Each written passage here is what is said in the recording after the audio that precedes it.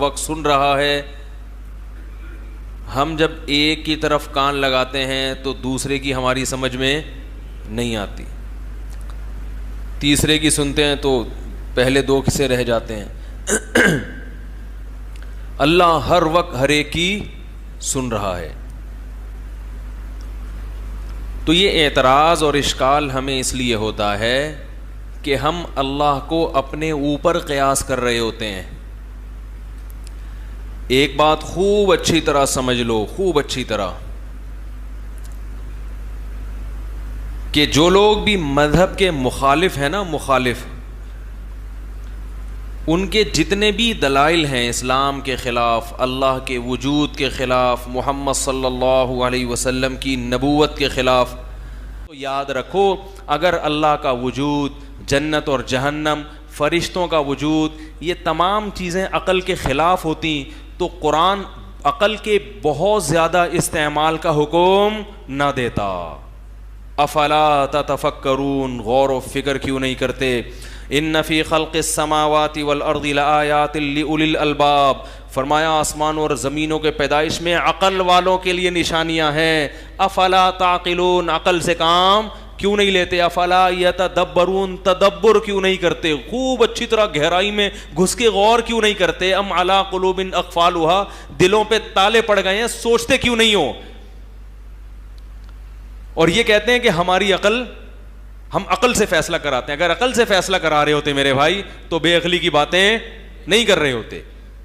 تو یہ کہہ رہے سائنسدانوں کی سمجھ میں فرشتے نہیں آ رہے, تو سائنسدان کی سمجھ میں تو دوسرا سائنسدان نہیں آ رہا ہوتا, بعض دفعہ اس کی تحقیق نہیں آ رہی ہوتی.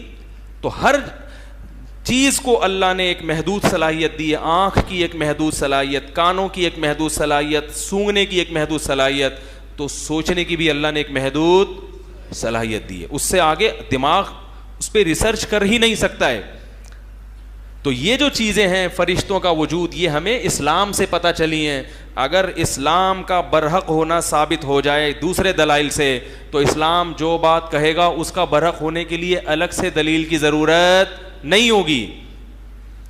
جیسے جج کے سامنے دو گواہوں کا برحق ہونا ثابت ہو جائے کسی اور دلیل سے, تو جو دو گواہ کسی اور کے حق میں جب گواہی دیں گے تو اس گواہی کے لیے جج کے پاس الگ سے دلیل ہونا ضروری نہیں ہے, کیونکہ جج سے کے سامنے اس دلیل سے ایک چیز ثابت ہو گئی ہے جس دلیل کا برحق ہونا کسی اور دلیل سے ثابت ہو گیا ہے.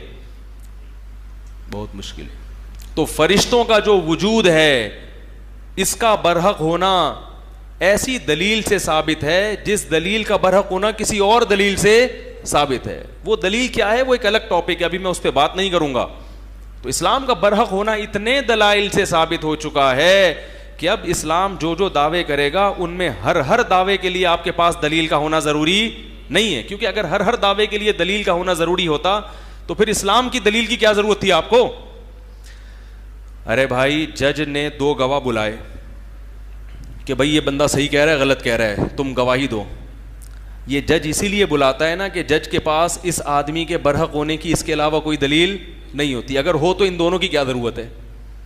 تو بہت سی چیزیں ایسی ہیں جہاں سائنس پہنچ نہیں سکتی. اگر سائنس فرشتوں تک پہنچ سکتی ہوتی تو ہمیں فرشتوں کے وجود پر, جنت اور جہنم کے وجود پر, اور آخرت برحق ہے, موت کے بعد ایک زندگی ہے, ان چیزوں پر پھر پیغمبروں کی ضرورت, بولو بھائی, نہیں.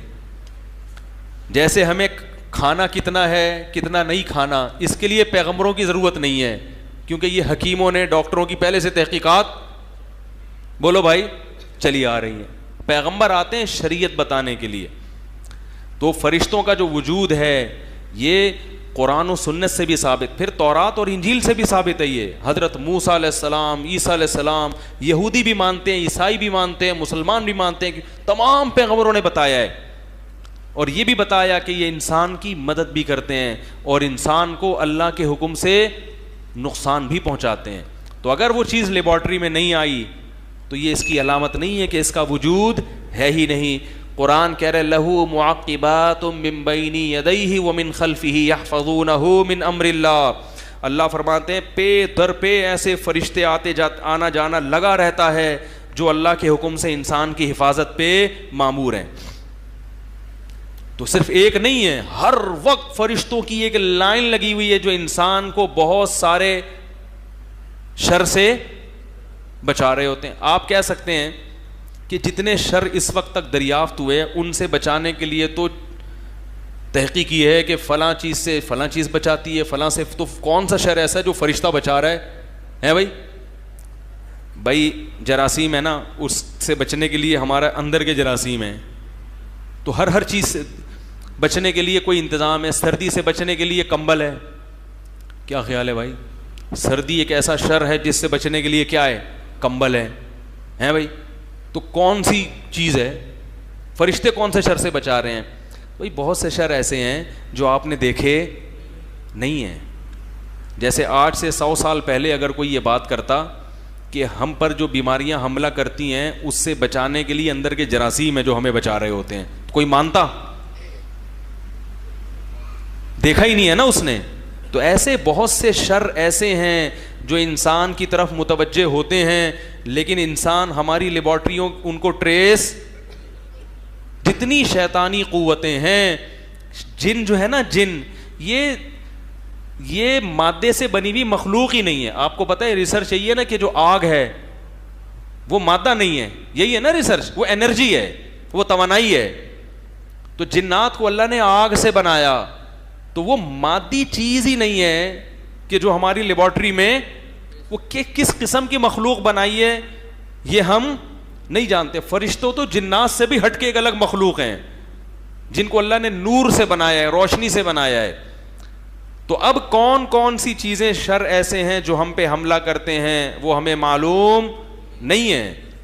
جب معلوم ہی نہیں ہے تو ان سے بچنے کے لیے بھی اللہ نے کچھ انتظام رکھے ہوئے ہیں. وہ انتظام کس کے ذریعے ہیں؟ فرشتوں کے ذریعے. اور یہ بڑی عجیب مخلوق ہے, قرآن و سنت سے پتہ چلتا ہے, بہت طاقتور ہیں, ان سے اللہ کام لیتے ہیں. بڑی بڑی قوموں کو اللہ نے فرشتوں کے ذریعے تباہ و برباد کیا ہے, اور یہ انسان سے محبت کرتے ہیں, اللہ کی حمد و ثنا کرتے ہیں. یہ ساری صفات قرآن و سنت نے بیان کی ہیں, اور ان میں کوئی بات بھی عقل کے خلاف نہیں ہے. بھائی ہو سکتا ہے ایسی مخلوق ہو سکتا ہے ہمیں اس قسم کی چیزیں نقصان پہنچا رہی ہوں, ایسی مخلوقات ہوں جو ہم نے دیکھی. بھائی ہم نے تو جراثیم دیکھ لیا نا, اور بھی تو مخلوقات ہو سکتی ہیں. یہ کون دعویٰ کر سکتا ہے کہ ساری کائنات کی ہر چیز میری سمجھ میں آ گئی ہے؟ یہ دعویٰ کرنا ہی حماقت ہے. میرے ساتھ ایسا ہوا تھا ایک دفعہ, میں وہ کام کر رہا تھا, تو وہ ابھی چھوڑو, پھر میرے واقعہ پہ کلپ بنا دیں گے لوگ, بہت بڑے بزرگ ہیں, کرامت مفتی صاحب کی. پھر جو بزرگ مانتے ہیں وہ واہ واہ, اور جو نہیں مانتے وہ گالیاں لکھ رہے ہوں گے. ٹھیک ہے نا, یہ مارکیٹ میں یہ چل رہا ہے. تو یہ جو ہے نا فرشتوں کے ذریعے مدد, یہ مشاہدے پر مبنی حقیقت ہے. بچا لیتے ہیں فرشتے انسان کو. کوئی ایسی دھکا دے دیتے ہیں, بعض دفعہ ایسا بھی ہوتا ہے, گاڑی آ رہی ہے, کئی واقعات ہوئے ہیں, پیچھے سے بس آ رہی ہے, اور کیا ہوا ہے.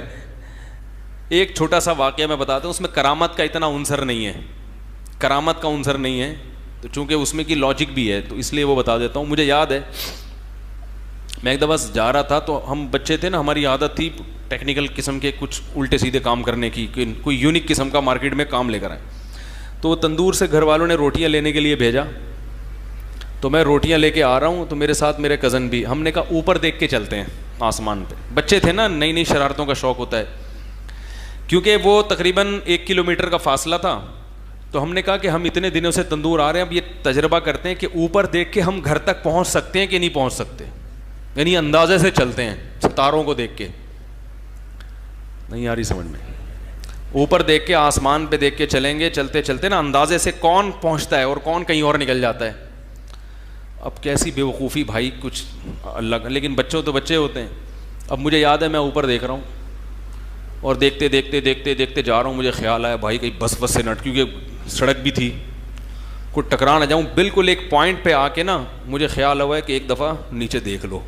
نیچے دیکھا, کھلا ہوا گٹر. ایک قدم اگر آگے ہوتا تو یہ واقعہ سنانے والا آج اس کائنات میں موجود نہ ہوتا. آپ کہتے بھائی ایک تھے, آپ کیا کہتے ہیں, بلکہ کہتے ہی نہیں, ہمارے گھر والے کہہ رہے تھے بھائی ہمارا ایک بچہ تھا, والدین کہہ رہے تھے ایک بچہ تھا تو اور مرا کیوں, وجہ موت کسی کی سمجھ میں, جتنے بھی محققین بیٹھتے وہ لکھتے کہ بچہ اللہ نہ کرے کیوں مرا, کسی کی سمجھ میں نہیں آتا, کیونکہ اس اسٹائل میں تو کوئی بھی نہیں مرا ہوگا بھائی صاحب.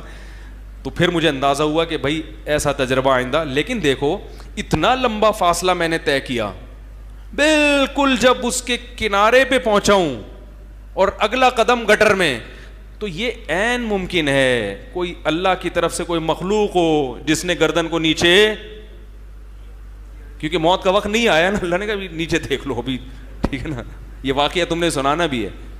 یہ بھی ممکن ہے کوئی اتفاقی واقعہ ہوا ہو, بس اللہ نے بچایا تو اللہ نے دل میں ڈال دیا. تو ایسے کام بعض دفعہ اللہ فرشتوں سے بھی لیتا ہے, وہ آ کے گردن موڑ دیتے ہیں آپ کی, ٹھیک ہے نا. دل میں خیالات بھی ڈالتے ہیں فرشتے, دل میں خیالات بھی ڈال دیتے ہیں, جیسے جنات دل میں خیالات ڈالتے ہیں وساوس, ایسے ہی فرشتے بھی دل میں خیالات ڈالتے ہیں. دوست ہوتے ہیں انسان کے, جنات جیسے دشمن ہے تو فرشتے کیا ہیں, دوست ہیں, وہ اچھے خیالات ڈالتے ہیں. تو بعض دفعہ وہ خیال ڈال دیتے ہیں, اللہ تعالیٰ اس کے دل میں ڈال دیتے ہیں, اس کو بولو نیچے دیکھو, بس بہت ہو گیا مذاق, نیچے دیکھو, نیچے دیکھا تو گٹر ہے. تو اتنا اللہ کا شکر ہے, ہم نے کہا بھائی آئندہ اس قسم کا مذاق نہیں ہوگا, دوڑ لگا لیں گے کون پہلے پہنچتا ہے, ٹھیک ہے نا, اوپر دیکھ کے نہیں چلنا. تو قرآن میں ہے نا کہ تتنزل علیہم الملائکۃ الا تخافوا ولا تحزنوا وابشروا بالجنۃ التي کنتم توعدون. اللہ فرماتے ہیں جو لوگ دین کے راستے پہ آتے ہیں, مجاہدے کرتے ہیں, قربانیاں دیتے ہیں, تو صرف اتنا نہیں ہے کہ ان کو جنت کا یقین ہے, آ رہے ہیں, ان کو فرشتوں کی طرف سے بشارتیں بھی ملتی رہتی ہیں. فرشتے ان کے کان میں آ کے کہتے رہتے ہیں, ان کے دل میں آ کے خیالات ڈالتے رہتے ہیں, ان قریب یہ آزمائش ختم ہونے والی ہے, ان قریب یہ آزمائش ختم. بشارتیں کہ اس جنت کی خوشخبری قبول کرو جس کی وسعت آسمانوں اور زمینوں سے زیادہ ہے. تو فرشتوں کی طرف سے باقاعدہ تسلیاں ملتی ہیں انسان کو, چونکہ ان لوگ کو ملتی نہیں ہے نا,